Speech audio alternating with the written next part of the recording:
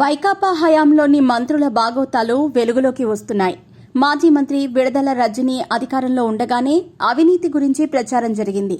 అయినా ఆమెకు మాజీ సీఎం జగన్ అడ్డుకట్ట వేయలేదు. అప్పట్లో బాధితులు తమ గోడును ఎవరికి చెప్పుకోవాలో తెలియక అల్లాడారు. ప్రభుత్వం మారటంతో వారంతా బయటకొచ్చి తమకు జరిగిన అన్యాయాన్ని సీఎం చంద్రబాబు, మంత్రి నారా లోకేష్లతో పాటు పోలీసులతో కూడా చెప్పుకుంటున్నారు.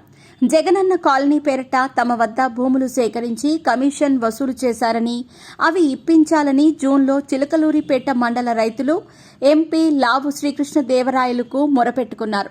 చిలకలూరిపేట మండలం పసుపుమర్రుకు గుడిపూడి గ్రామాల రైతుల నుంచి 200 ఎకరాలను మాజీ మంత్రి రజని అనుచరులు సేకరించారు.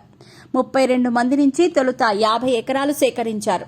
ఈ వ్యవహారంలో తమకు రజనీ నుంచి 1.16 కోట్లు రావాల్సి ఉందని రైతులంతా పోలీసులు, ఎంపీకి విన్నవించుకోగా ఆ మొత్తాన్ని ఇప్పించారు.